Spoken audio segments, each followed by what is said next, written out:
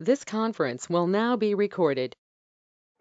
अद्य शनिवासरः अथवा गन्धवासरः पौषकृष्ण चतुर्थी दिनांक 22 जानेवारी 2022 प्रसरत्न समुच्चय राजेश चिकित्सित शंखं चक्रं जलयुधां दधतमृतघटं चारुदोर्भिश्चतुर्भिः सूक्ष्मस्वच्छातिहृद्यांशुकपरिविलसन् मौलिमं भोजनेत्रं कालाम्भोदोज्ज्वलाङ्गं कटितटविलसच्चारुपीताम्बराढ्यं वन्दे धन्वन्तरिं तं निखिलगदवनप्रौढदावाग्निलीलं प्रौढदावाग्निलीलम्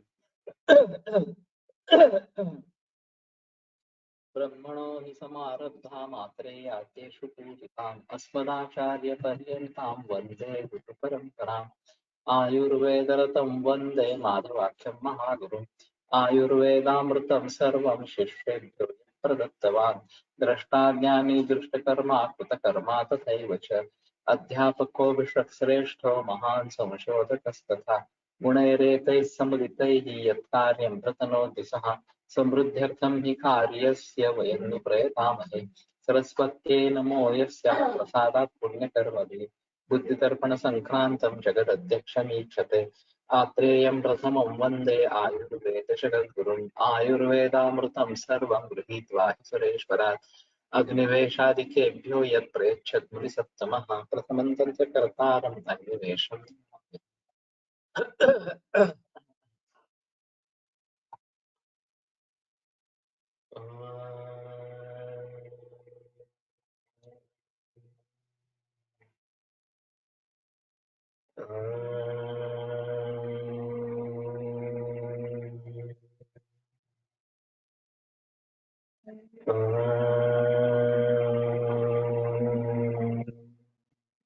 ओम शांति शांति शांति। अथ चतुर्दशोऽध्यायः अथ राजयक्ष्मादि अथ राजयक्ष्मलक्ष्मणम् अग्निमान्यं ज्वरं शैत्यं वान्तिम्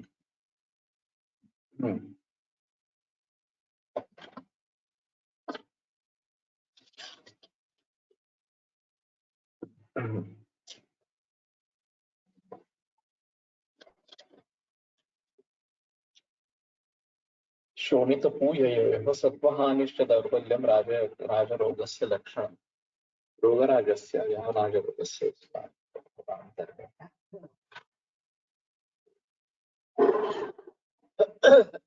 तो अग्निमांद्य ज्वर शैत्य और रक्त और पूय की वांति तो काफी अलग ही इस प्रकार का वर्णन है।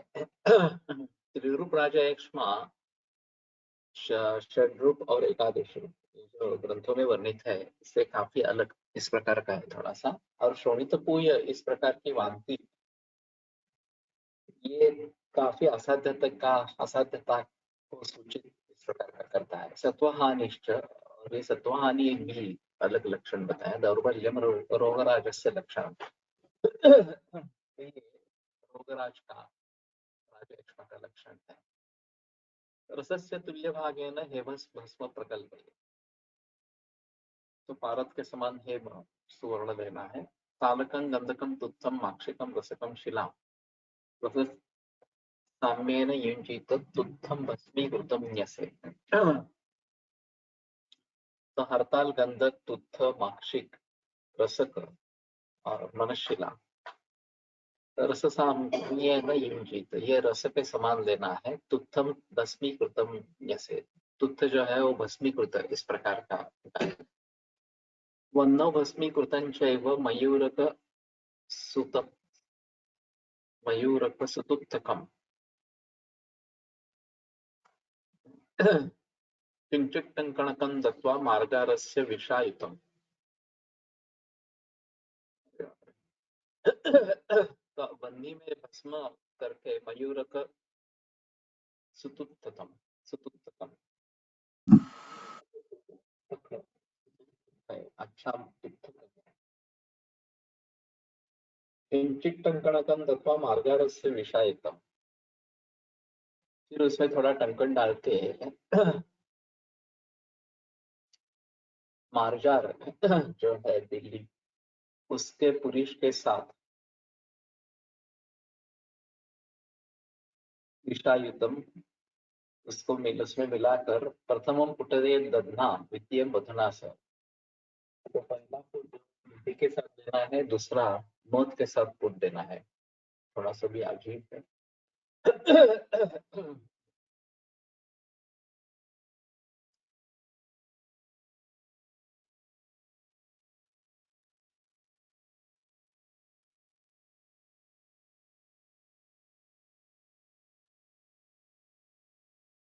तालकादनं प्रत्येकं रससमत्वं तुत्थादनं विशेष शोधनम् आह तुत्थम् मयूरगसुतुक्तकं मयूरग्रीवाभं तुत्तकम् मार्जारस्य विषा बिडालपुरुषेण मयूरग्रीवाभं तुल्यं तुल्येन ग्रीवाभं तुत्थं तुत्थेन तुल्येन बिडालपुरुषेण कङ्कणपातेन च सह मिलयित्वा दध्ना सह सम्मर्द्य प्रथमपुटं दद्यात्। ततः पुनश्च ताभ्यां सह सन्नीय मधुना सम्मर्द्य द्वितीय पुटं दद्यात्। मध एक बार यूज करने से गर्म नहीं किया जाता। यहाँ मध के साथ खल करके फिर पुट देना है, इस प्रकार की बात की गई है। तालकाय शोधयेद अग्रे कुष्मांड क्षीर पाचनात्।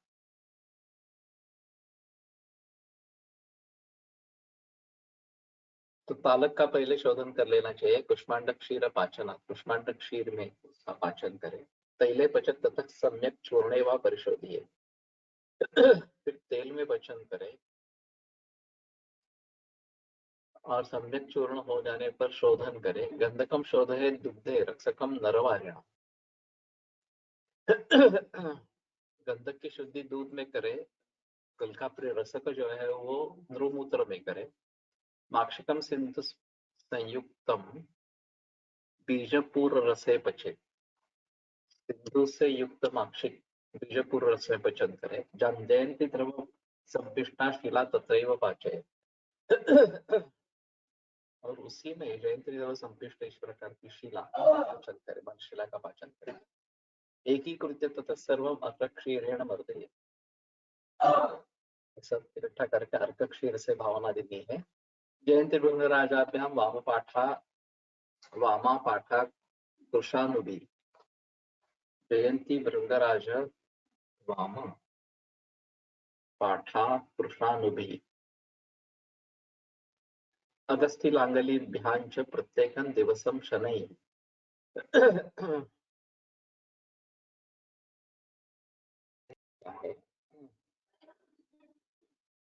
शुद्ध भारत एक भाग स्वर्ण भस्म, एक भाग शुद्ध हरताल, एक भाग शुद्ध गंधक, एक भाग शुद्ध तिक्र, एक भाग स्वर्ण स्माक्षी भस्म, एक भाग कर्कर भस्म, एक भाग तथा शुद्ध मनुष्य, एक भाग। इन सबों को लेकर भस्म करने का योग्य द्रव्यों पे करने योग्य द्रव्यों का भस्म बना ले और 12 ग्रंथ की कज्जली बना ले।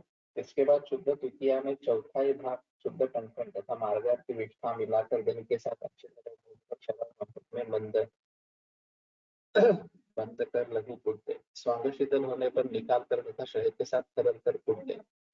हड़ताल का पहले सामान्य शोधन करने के बाद पुष्पांड स्वरस में यवक्षार मिलाकर दोलायंत्र में स्वेदन करने के बाद तिल या चूर्णोदक में अलग अलग चूर्णोदक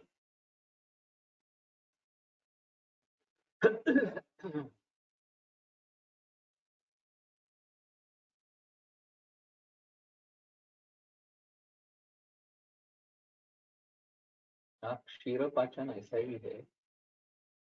तत्त पहले पद तत्त सम्यक चूर्णे व परिशोधये।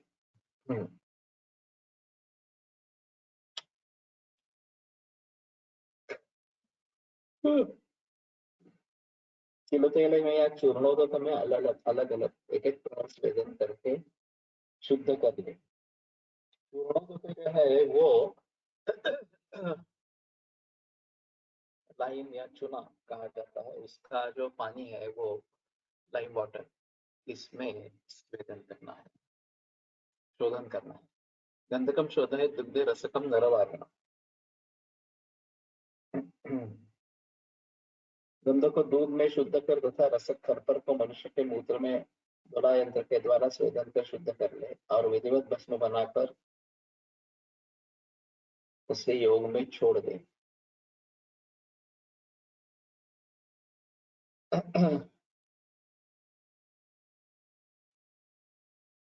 स्वर्णमाक्षी को सेंधा नमक मिलाकर बिजौरा नींबू के रस में पाचन कर और जयंती के रस के साथ पीस कर मनुष्य को पूर्ववत पाचन करे। संयुक्तम बीजपूर रसे क्षिपे। बीजपूर का मतलब महारुंद होता है, यानी नींबू को बताया गया है थोड़ा सा। बाजारात आज मिळणारा कनक सिंदूर असाच आहे की वेगळा आहे? कनक सिंदूर मिळतो बाजारात। कनक सुंदर रस मालूम नहीं, पाठ देखना पड़ेगा। ये पाठ काफी भिन्न है। घटक द्रव्यों के बारे में अलग अलग तरीके से शोधा। बिजोरा नींबू यानी कि महामुंद होगा शायद। इसके बाद इन दोनों को एकत्र कर मंदार के दूध के साथ मर्दन करें। इसके बाद जयंती, भृंगराज, अड़ूसा, पाठा, चित्रेट, अगस्त्य तथा कलिहारी चित्र संपृष्टा शिला तत्रैव पाच्यते। जयंती भृंगराजाभ्याम वासा पाठा। वामा नहीं, ये वासा है, ये मैं गड़बड़ गया। मो और स इनके इतने एक जैसे दिखते हैं, तो वासा पाठा और कृषाणु चित्रक होता है। अगस्त्य कलिहारी अगस्त्य लांगलीभ्यां च प्रत्येकम दिवसम शनैः। कलिहारी कमर्शियल स्तर पर अभी निर्माण करते हैं और उसमें जो पिटोसिन जो दर में निकलता है, इसलिए औषधि कंपनियां उसको खरीदती है, तो उसकी खेती होती है अभी कमर्शियल प्लांटेशन के लिए।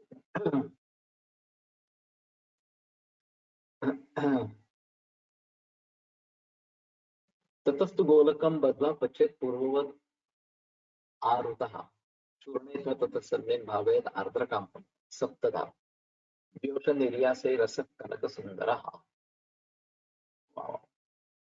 तो फिर चूर्ण करे और आर्द्रक स्वरस की 7 बार भावना दे। तथा व्योष के साथ 7 बार भावित कर सुखा ले।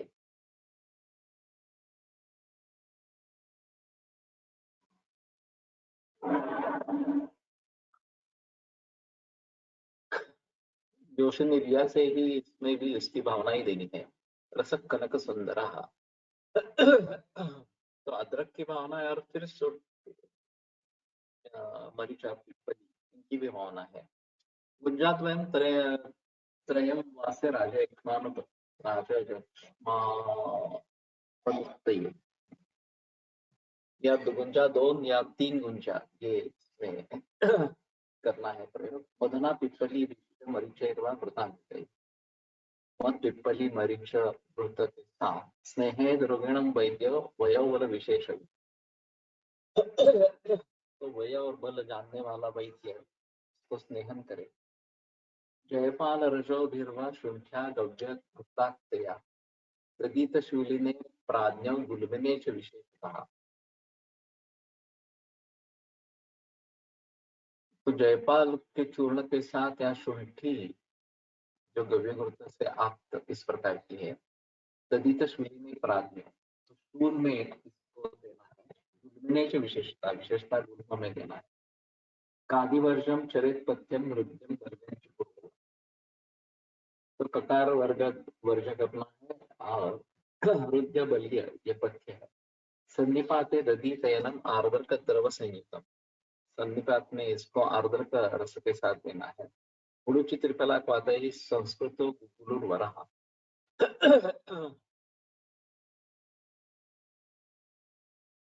उड़ुच त्रिफला पाठ से संस्कृत इस प्रकार का गुल श्रेष्ठ है। क्या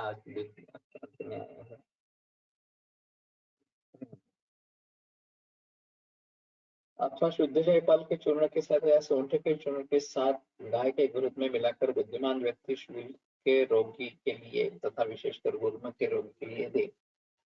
इसके सेवन काल में सकार आदि वर्गों को करेला आदि त्याग कर त्याग दे और हृदय शक्ति कारक तथा बलकारक पत्र का सेवन करे। इस रस का अदरक के रस के साथ शरीर संधिपात रोग में सेवन करें। इस रस के साथ गुरुची स्वरस तथा त्रिफला स्वाद के साथ संस्कृत शुद्ध गुल का प्रयोग उत्तम होता है। तो ये अलग से देना है इस प्रकार से।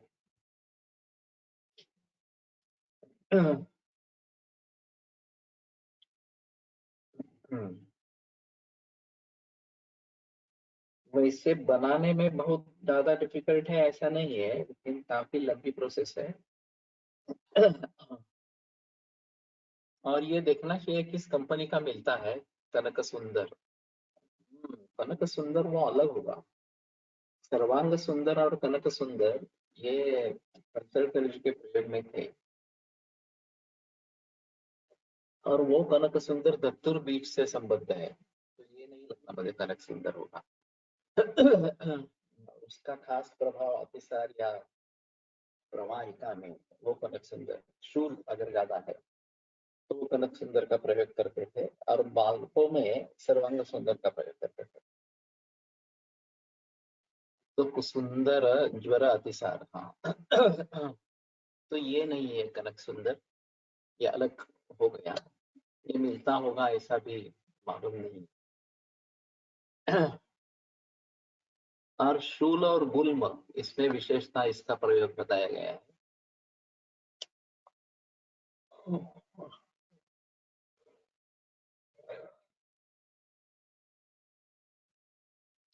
शायद एलिमेंट्री कैनाल में जो कैंसर्स है, आमाशय में हो या फिर कोलन में हो या गॉल ब्लैडर वगैरह इस प्रकार में हो, इसमें शूल एक अहम होता है और गुल्मा या इस प्रकार का दिखाई देता है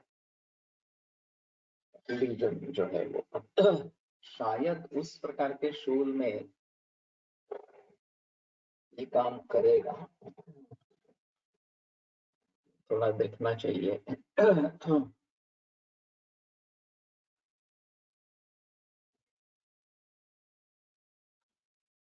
अथ राजमृगाङ्कः रसभस्म त्रयो भागः भागैकं हेमभस्मकम् मृतताम्रस्य भागैकं शिलागन्धकतालकम् प्रतिभागद्वयं अलु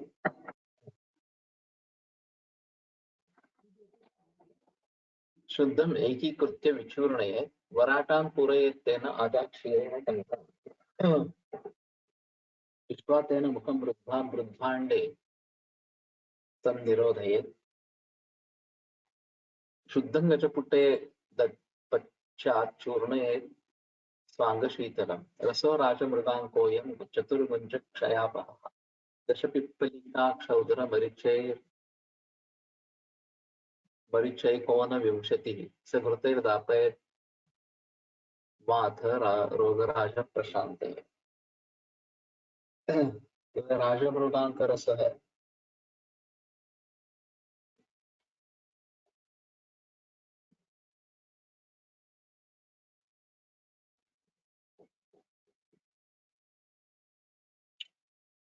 इसमें आधा ही भाग आया है।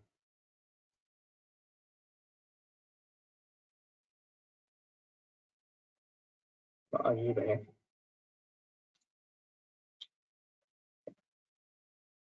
तो रसभस्म 3 भाग, एक भाग हेमभस्म,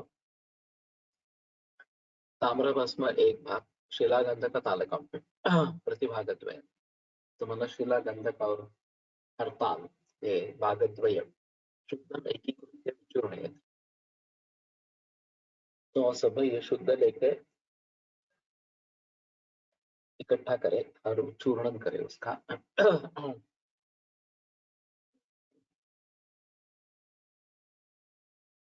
वराटान् पूरयेत्तेन अजाक्षीरेण टङ्कणं पृष्ट्वा तेन मुखं रुद्ध्वा। तो वराट जो है कौड़ी, ये इससे भरे इस चूर्ण से, और अजाक्षीर में टंकन डाल के उसका मुख बंद करे। मृद्भांडे तन निरोधे, और फिर मिट्टी के बर्तन में उसका रोध करे। शुद्धं गजपुटे पश्चात चूर्ण स्वांगशिक। और फिर गजपुट देवे और स्वांगशिक होने पर चूर्ण करे। रसो राजमृगांक को यम चतुर्गंज क्षयात। तो ये राजमृगांक का रस है, और 4 गुंजा प्रमाण में क्षय को दूर करता है। दश पिप्पलिका क्षौत्रे मरीक्षे 19।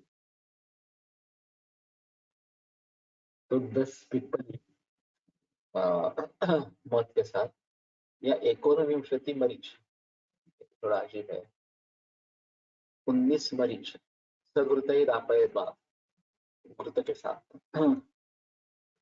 राज प्रशांत।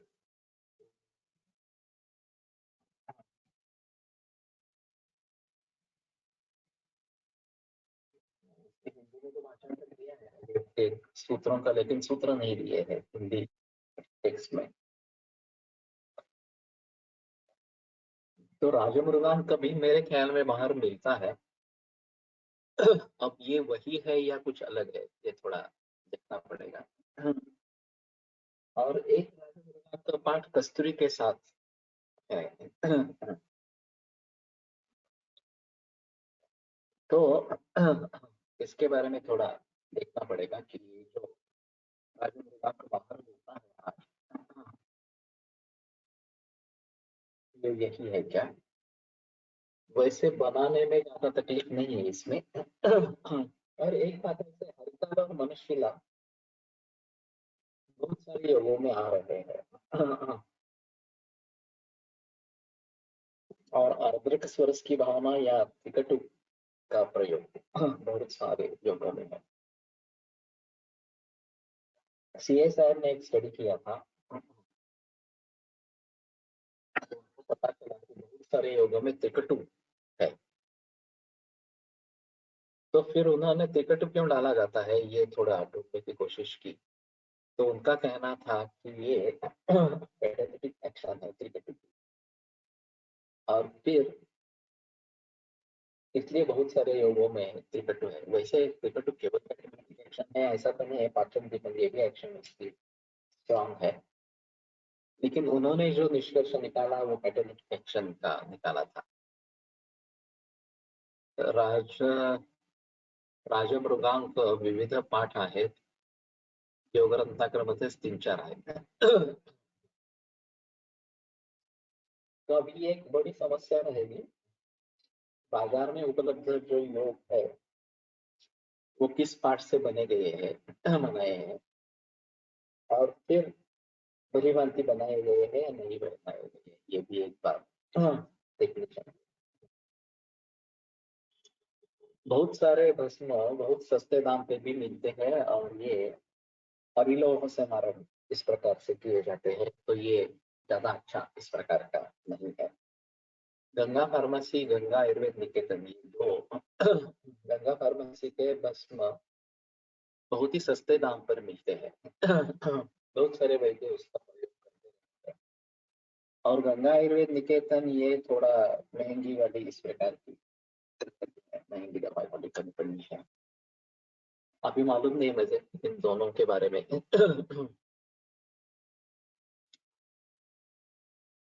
तो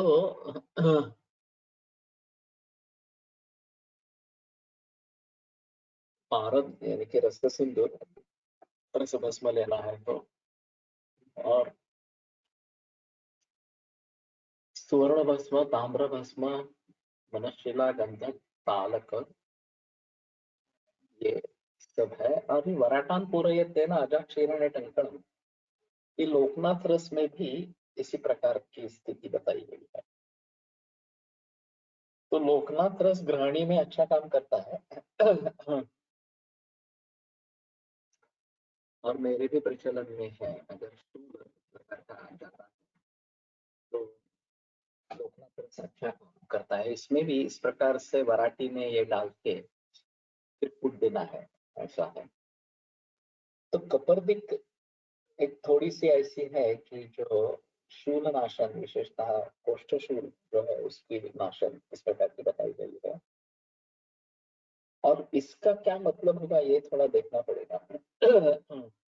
कि कपर्दिका में डाल के फिर कूट देना है, अजाक्षर से टंकन में डाल के मुख को बंद कर देना है और फिर गजकुट इस प्रकार का देना है।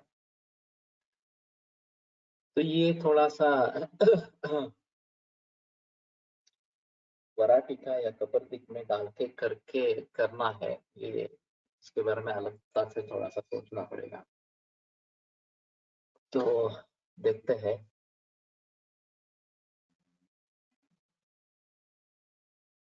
पर्पटी कल्पना आणि लोकनाथ रस यांचा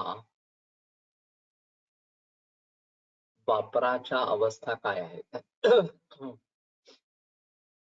आत औषधे घालून लघुपूट देणे, कपर्दिकचा उपयोग मूषेसारखा केला आहे।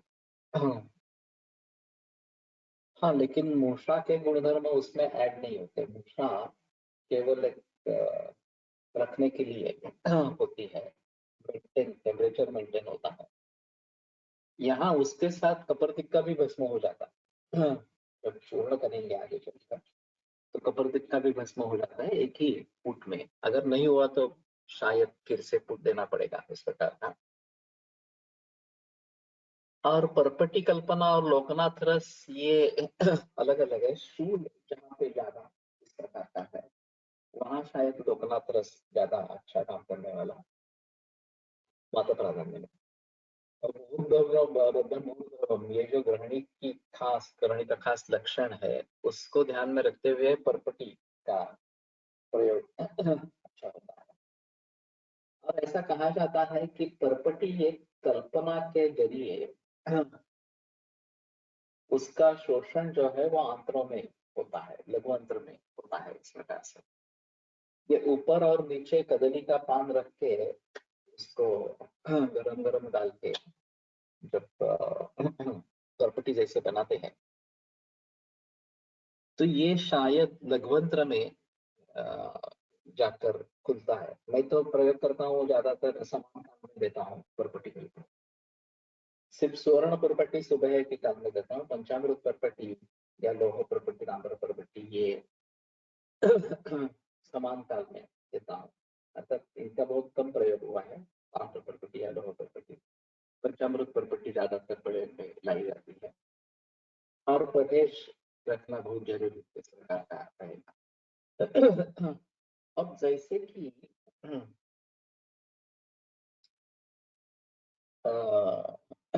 कॉक्स जो कहा जाता है ये उरस्थान से संबद्ध पल्मोनरी कॉक्स,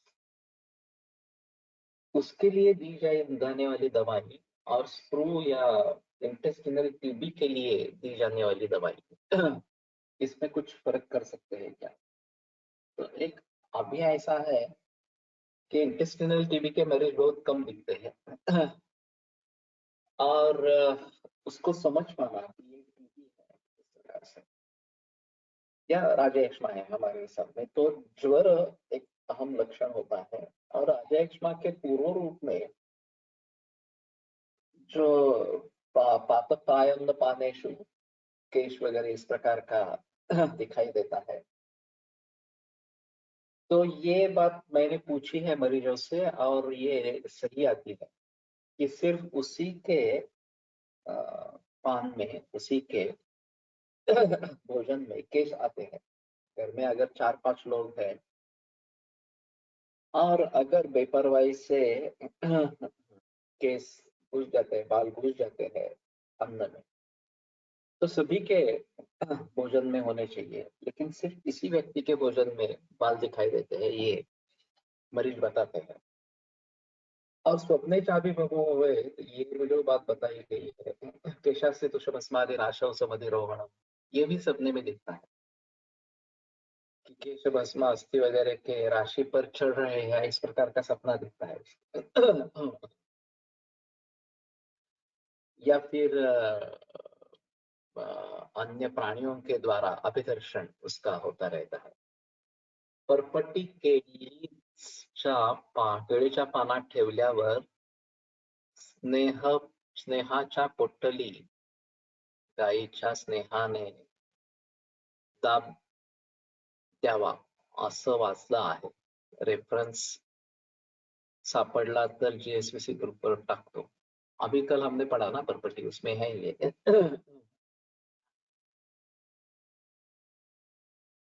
तो गोबर जो है वो आर्द्र गोबर नीचे और ऊपर रखना है, ऐसा वहां पे लिखा था, और उसे दाब देना है इस प्रकार से। तो इसमें कदली का भी कुछ रोल रहेगा। कदली के पत्थर पर ये परपटी किस प्रकार की बनाई जाती है, और रस परपटी तो केवल पारद और गंधक से ही बनती है। तो शायद इन सभी का प्रयोग कर सकेंगे, और खास करके इंटेस्टिनल कीपिंग के लिए ये बेहतर रहता है। अभी पॉट्सपन जो है स्केलेटन में भी होता है, और इनको भी दी जाती है, लेकिन उतनी फायदेमंद नहीं होती। मेरे पास एक मरीज था ऐसा ही, गार था रेलवे और पालगढ़ के ऊपर रहता था, तो भरपूर हादरे उसमें होते रहते हैं, ये सहन नहीं कर पाता था, तो उसको क्लर्क में परिवर्तित कर दिया। तो आमदनी एकदम कम हो जाती है इनको। ये भत्ता जो मिलता है, गाड़ी पर ज्यादा देर तक रहते हैं, वो बहुत ज्यादा मिलता है। और फिर उसने पूरी एकेटी ले ली थी। 7-8 महीने हो गए थे उसको, और फायदा नहीं हो रहा था। तो मेरे पास आया, उसको बुखार आता था पहले, एकेटी शुरू करने के बाद बुखार नहीं आ रहा था, तो मैंने दवाइयाँ दी थी। अभी मुझे पक्का याद नहीं मैंने क्या दिया था इस प्रकार से। लेकिन जब तक एकेटी चालू थी, 9 महीने पूरे हो गए, AKT बंद कर दी। फिर बुखार बढ़ने लगा, 103 104 तक बुखार जाने लगा। तो मैं भी उलझन में आ गया कि अब क्या करेंगे, बुखार तो उतर नहीं रहा है इस प्रकार से। फिर मैंने भागवत की किताब में पढ़ा या ऐसा कुछ है, हीरक भस्म का प्रयोग करना है, तो मैंने हीरक भस्म आरंभ किया उसके साथ में, जो वाले देखे थे।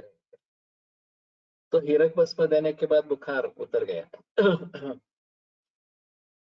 और फिर व्यक्ति सुधर भी गया, दर्द कम हो गया उसका, और वो फिर से ज्वाइन हो सका। तो ये पॉट्सपाइन की केस थी, और हीरक देने के बाद अच्छे रिजल्ट्स उसमें मिले थे। तो अभी भाग्यवड़ीकर का कहना है कि राजयक्ष्मा में हीरक भस्म का बलिभांति प्रयोग इस प्रकार का हो सकता है, दे सकते हैं। अभी कैंसर मरीजों के लिए तो हीरक भस्म प्रयोग में लाते ही है, तो हीरक भस्म होता है क्लिनिक में, उसमें कोई प्रॉब्लम नहीं है। तो ये राजयक्ष्मा के रोगों में प्रयोग में ला सकते हैं। ट्यूबरकुलर मेनिंजाइटिस, ये भी मरीज दिखाई देते हैं, और उसके बारे में थोड़ा सोचना पड़ेगा, डायग्नोसिस कैसे करें और आगे ट्रीटमेंट कैसे दें वगैरह वगैरह इस प्रकार। एक मेरे पास एक छोटी लड़की थी, इस प्रकार का था। और चलने में तकलीफ होती थी, वो कमर के यहाँ था। मेरे ख्याल में 12-13 साल की थी,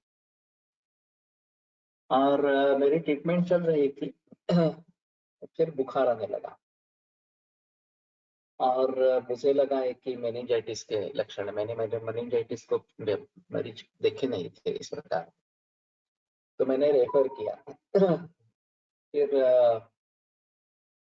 उन्होंने बता दिया कि अच्छा हुआ, इसमें इस प्रकार का इन्फेक्शन नहीं दिखा देता है, लेकिन ये डेफिनेटली मेनिंजाइटिस ही है इस प्रकार से। फिर उन्होंने ऑपरेट किया उसको, मेनिंजियोमाइलोसिस को, और एंटी ट्यूबरकुलर दवाइयां दी, कुछ फायदा नहीं हुआ, उसकी मौत हो गई। वो अलग बात है। तो ये एक अजीब चीज है। दूसरी एक ऐसी ही केस थी इसमें कामला हुई थी और फिर बुखार आने लगा। पेशेंट रूबी हॉल में नहीं था, मेरे के में था, एडमिट था, मेरे पिता के मित्र थे। और पहले तो मेरे पास आते थे बार बार ट्रीटमेंट के लिए। फिर बाद में जब ये कामला हो गई तो क्या मालूम, मैंने सोचा मालूम नहीं, एलोपैथी में चले गए।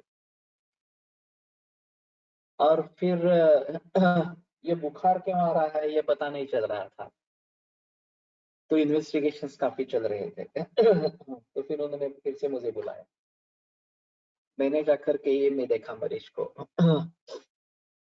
और वो सोच रहे थे टाइफाइड के बारे में, तो मैंने कहा टाइफाइड तो नहीं लगता मुझे, मेनिंजाइटिस लगता है। तो उसके लड़के ने कहा कि ये नहीं, डॉक्टर तो बोल रहा है टाइफाइड है। मैंने कहा ठीक है, आपको जो करना है वो करो।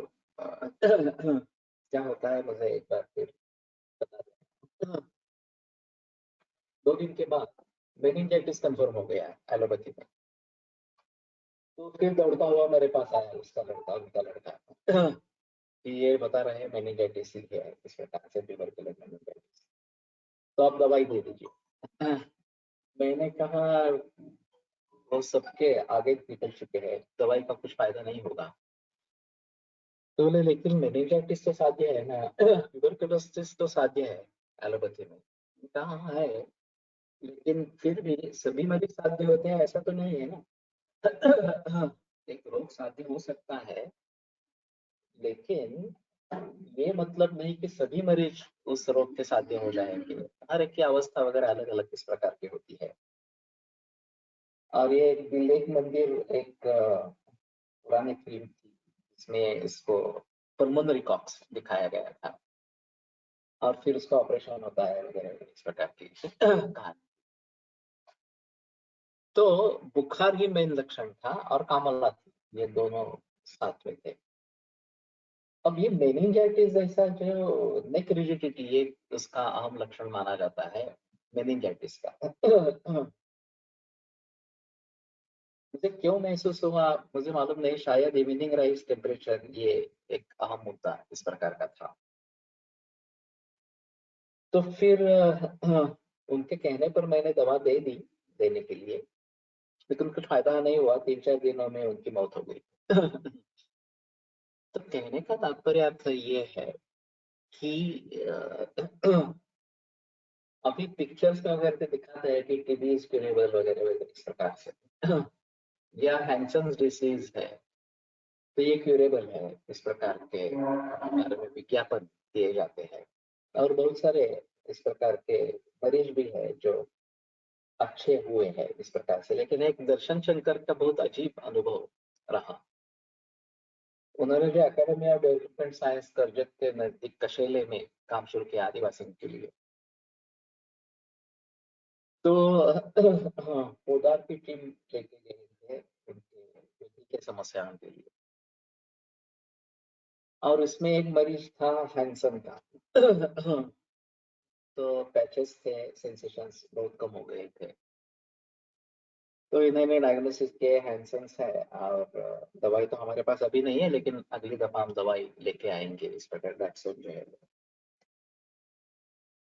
तो वो आदमी बोला इसकी क्या परवाह करते हैं, ये तो निकल जाएगा। फिर नहीं नहीं, ये सीरियस डिसीज है, ऐसे तो आसानी से मिटता नहीं है ये, तुम रुको, हम अगले महीने में दवाइयाँ लेके आते हैं और फिर दे देते हैं। अगले महीने में जब टीम पहुंची ये डेप्सोन लेके, तो मरीज आ गया, सभी पैचेस निकल गए थे, सेंसेशन सभी रिस्टोर हो गए केवल 1 हफ्ते में। तो ये टर्निंग पॉइंट था दर्शन शंकर के लिए कि आदिवासियों के पास इतने अच्छे उपचार है कि इस प्रकार से जिसको 2-2 बरस लगते हैं एलोपैथी में डैक्सोन लेके, इस प्रकार के लोग 1 हफ्ते में ठीक हो सकते हैं और एलोपैथी के पैरामीटर्स के आधार पर।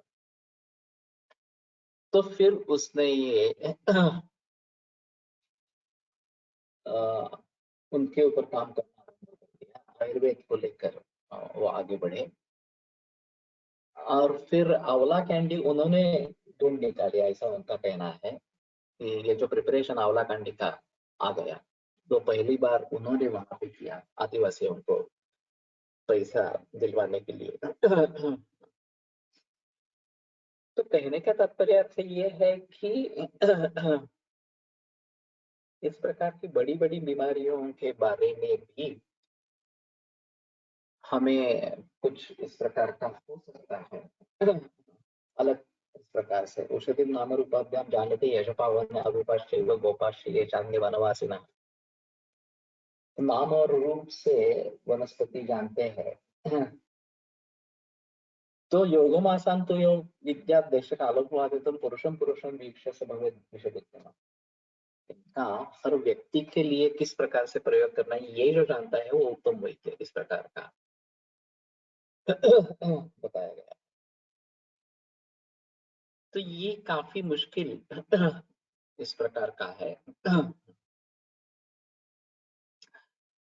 और ये विभिन्न प्रकार के और उनमें प्रयोग में लाए जाने वाली इस प्रकार की विभिन्न दवाइयाँ एक अलग इस प्रकार का रूप रहेगा। और राजयक्ष्मा का निदान कैसे करेंगे, ये अलग बात इस प्रकार की रहेगी। अभी भी ऐसा होता है कि अगर ये भी पॉजिटिव है स्पुटम में इस प्रकार से, या फिर एक्सरे के आधार पर पैच दिख रहा है लंग में, तो ये निदान किया जाता है। अभी आईजीजी आईजीएम भी आ गए हैं, तो इनके आधार पर निदान किया जाता है। और फिर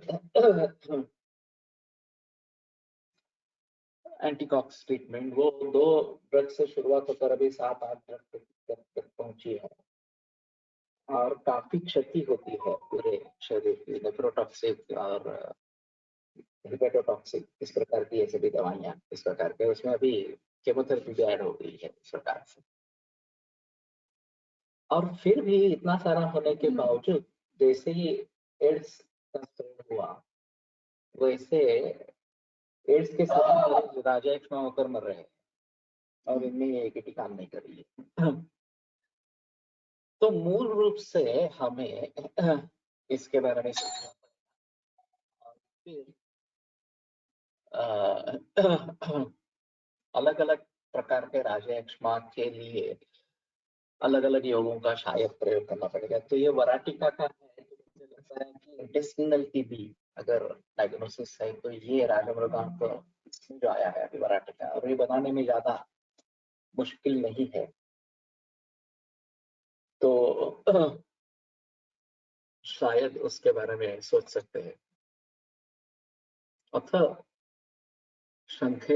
शंखेश्वरः शंखस्य वलयान् निष्कं चतुर्निष्कं वराटकम् निष्कार्थं नीलतुत्तस्य सर्वतुल्यं तु गन्धकम् गन्धतुल्यं मृतं नागं नागतुल्यं मृतं रसं टङ्कणं मृततुल्यं स्यात् मर्द्यं पाच्छं मृगाङ्कवत् राजयक्ष्महरस्सोऽयं नाम्ना शंखेश्वरो मतः। वलयान् निष्कं क्या किया है?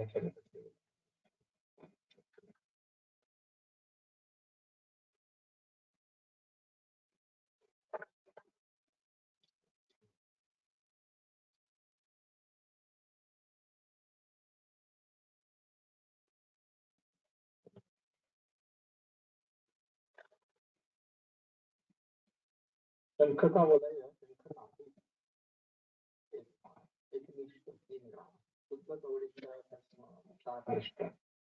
शुद्ध नीला तृतीया तुत्थ सर्वतुल्यम तु गंधकम, सभी के समान गंधक, गंधतुल्यम घृतम नागम, गंध के तुल्य नाग, नाग तुल्यम घृतम रसम, नाग के तुल्य पारदभस्म रस सिंधु, टंकणम रस तुल्यम श्याम, और उतना ही टंकण वर्गन पाठ्यम मृगांकवत। और फिर इसी प्रकार वराटिका में बढ़ते करना है। राजेक्ष्ण सोयम नामना शंखेश्वरो मतः, तो शंख नाभि का भस्म करना है इस प्रकार से। तो शंख से वलयान निष्कम।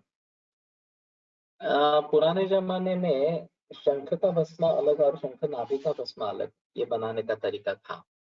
और जहाँ शंख नाभि का प्रयोग करना है वहां शंख नाभि ही देते थे इस प्रकार से। अभी ये प्रचलन उतना नहीं है, मेरे पास भी शंख नाभि भस्म था, शायद अभी भी होगा क्लिनिक में। लेकिन इस प्रकार से अलग उसको बनाते थे।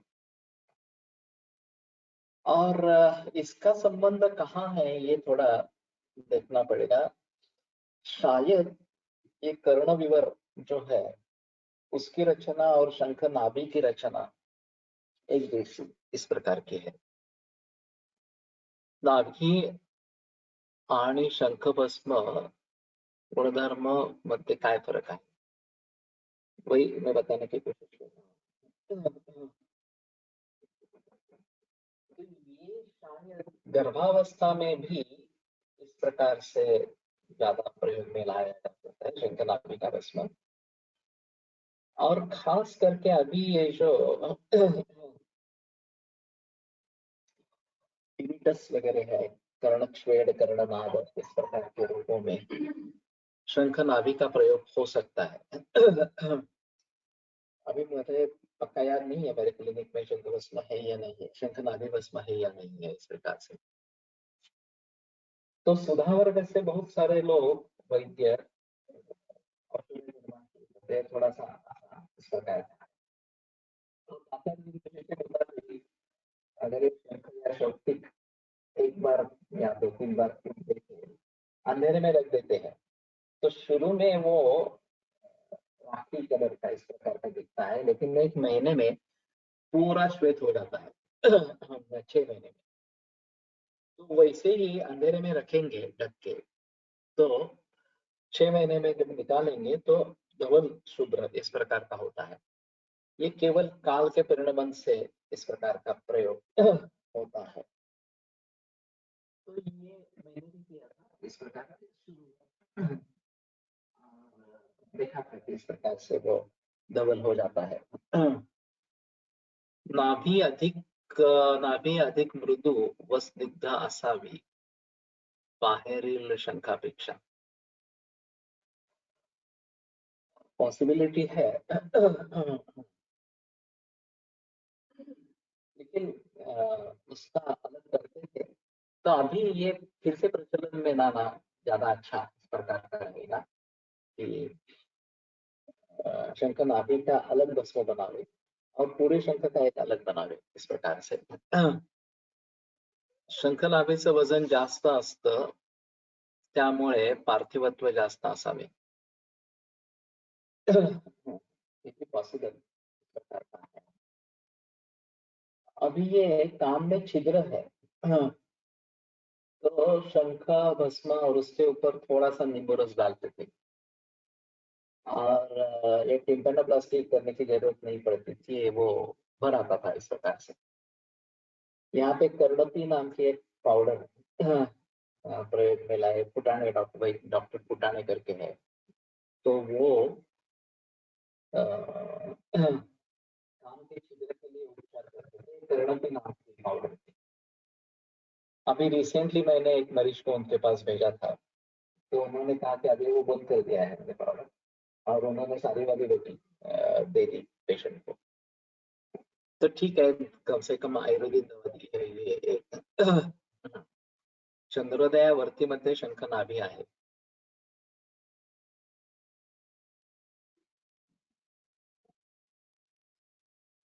तो देखना पड़ेगा अभी ऐसा और कुछ। या बरेच लोक शंख नाभी वापरतात कारण अखंड शंख महाग पडतो.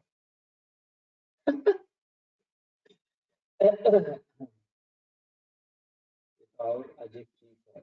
हाँ.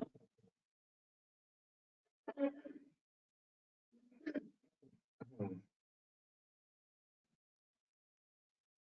देखना चाहिए शंख भस्म का कहाँ कहाँ पे कैसे प्रयोग होता है. कोलटकर सर ने सेतुपदाधिक चूर्ण और शंख भस्म ये गर्भाशय के विकारों में प्रयोग किया है. और वो प्रयोग उन्होंने एक मराठी मासिक में देखा. वो मासिक तो आयुर्वेद वगैरह का कुछ नहीं था, ये जनरल मासिक था. फिर में एक चौकट रहती है, उसमें ये प्रयोग किया गया था कि गर्भाशय संबंध कोई भी बीमारियां हो तो ये सीतोपलादिक चूर्ण और शंख भस्म इसका प्रयोग करें. तो फिर मैं भी कभी कभी ये प्रयोग मिलाता हूँ शंख भस्म और सीतोपलादिक चूर्ण. लेकिन एग्जैक्टली कहाँ प्रयोग करना है ये थोड़ा देखना पड़ेगा. और सीतोपलादिक चूर्ण राजयक्ष्माधिकार का है. तो वाघेवाड़ीकर सर के प्रयोग में सीतोपलादिक चूर्ण काफी लोग में वो प्रयोग करते थे. और शायद यही उसका रीजन था कि राजयक्ष्माधिकार जहां जहां क्षयात्मक संप्राप्ति है वहां सीतोपलादिक चूर्ण प्रयोग में ला सकते हैं. और शंख भस्म जो है वो थोड़ा गंभीरता से देखना पड़ेगा कि कहाँ पे हम इसका प्रयोग कर सकेंगे इस दृष्टि से. का प्रयोग शंख भस्म की फलश्रुति है क्या, मुझे अभी पक्का याद नहीं आ रहा. शायद मेरे ख्याल में शंख भस्म की फलश्रुति है दारुण्य के पिट्ट का प्रणव इस प्रकार के. शंख भस्म पाण्यात धुवून अर्मासाठी मधातून प्रतिसारण करेल कोलटकर सर. मी पण वापरून पाहिले आहे.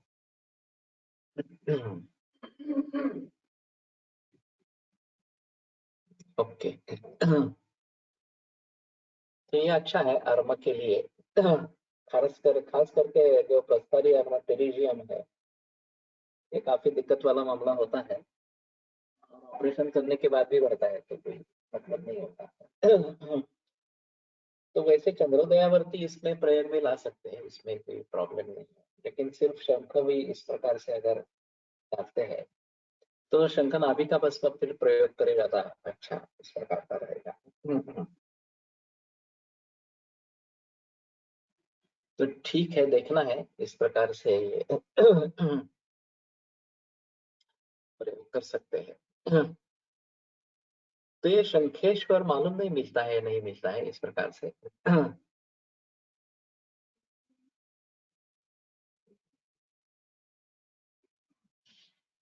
तो अगर इस प्रकार के कुछ कल्प अलग से बनाने तो शायद उसके बारे में सोच सकते हैं.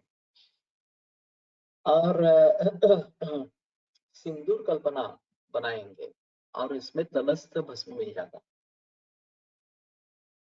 सुवर्ण सिंदूर, रौप्य सिंदूर, ताम्र सिंदूर इस प्रकार से अगर बनाते हैं सुवर्ण, रौप्य और ताम्र ये भस्म तलस्थ मिल जाते हैं, उनका डायरेक्टली उपयोग कर सकते हैं. नहीं तो ज्यादा से ज्यादा 1-2-3 फुट और देकर उनका प्रयोग कर सकते हैं. तो हमें गलस्त तो सिंदूर मिल जाता है जो हम सुवर्ण सिंदूर के नाम से प्रयोग में ला सकते हैं, या रौप्य सिंदूर, ताम्र सिंदूर इस प्रकार से. और नीचे जो भस्म मिलेगा उसका एक ही इस प्रकार से कुटी रसायन में भस्म मिल जाता है. तो ये थोड़ा आसान तरीका है. सिर्फ अभी इस पे देखना पड़ेगा कि हमें सुवर्ण वगैरह सब डालने के लिए अभी पैसा ज्यादा लगता है इस प्रकार से. लेकिन वैद्य इकट्ठा आकर अगर ये करेंगे तो पॉसिबल है कि 10 ग्राम, 40-50 ग्राम इस प्रकार का अगर बना सकते हैं स्वर्ण भस्म ताम्र. तो स्वर्ण भस्म ही ज्यादा महंगा होगा, बाकी ताम्र और रौप्य भस्म के लिए ज्यादा तकलीफ नहीं होगी इस प्रकार से. और फिर उससे दवाइयाँ विभिन्न प्रकार की अगर बनाएंगे तो बात हो सकती है.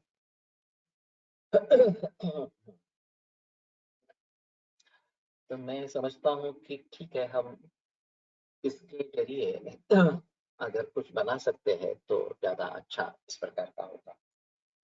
अभी गोल्ड ईटीएफ और ये चांदी का भी ईटीएफ, इसमें सिल्वर ईटीएफ ये आ गए हैं।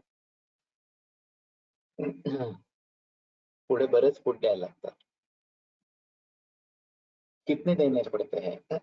फिर भी ये थोड़ा आसान होगा कि ग्रंथों के अनुसार सर भस्म डायरेक्टली प्रयोग कर सकते हैं।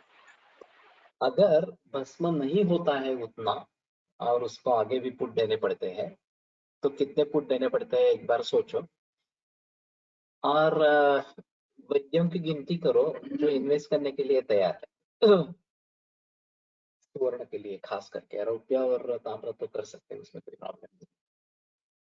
तो एक बार हमारे पास बेसिक भस्म बन जाए, सुवर्ण रौप्य ताम्र लोह अभ्र, तो फिर आगे चलकर बहुत सारे विकल्प बना सकते हैं।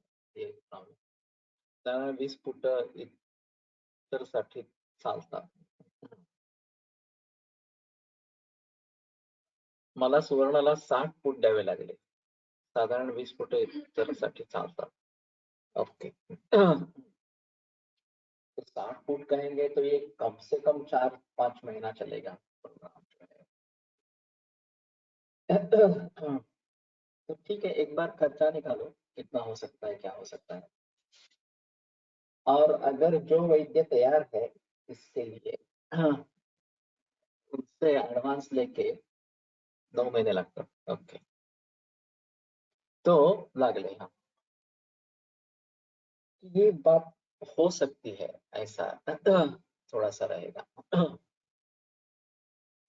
एक एसआईपी करके ईटीएफ करते हैं और फिर उसमें से सोना चांदी वगैरह लेते हैं, तो एक ऑफिशियल हो जाएगा इस प्रकार से। अगर पैसे है घर में और कैश दे सकते हैं, तो कैश भी एक अच्छा ऑप्शन इस प्रकार का है। तो मैं तो मानता हूँ कि औषधिकरण में इन्वेस्ट करें, ताकि हमारे लिए दीर्घकाल के लिए औषधियाँ हो जाएगी। और ये इन्वेस्टमेंट ही है, बाद में काम आएगी इस प्रकार से। तो ठीक है, रुकते हैं और सोमवार को आगे बढ़ेंगे।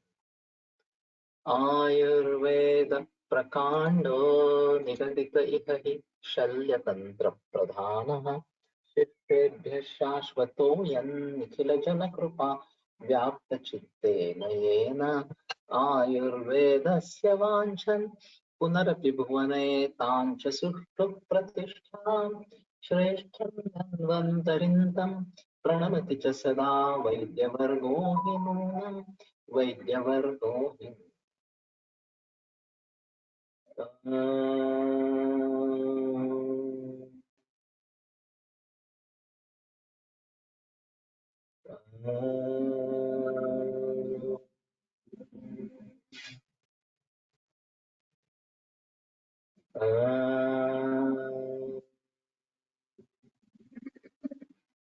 ओम शांति शांति शांति। विरम्यते व्याख्यान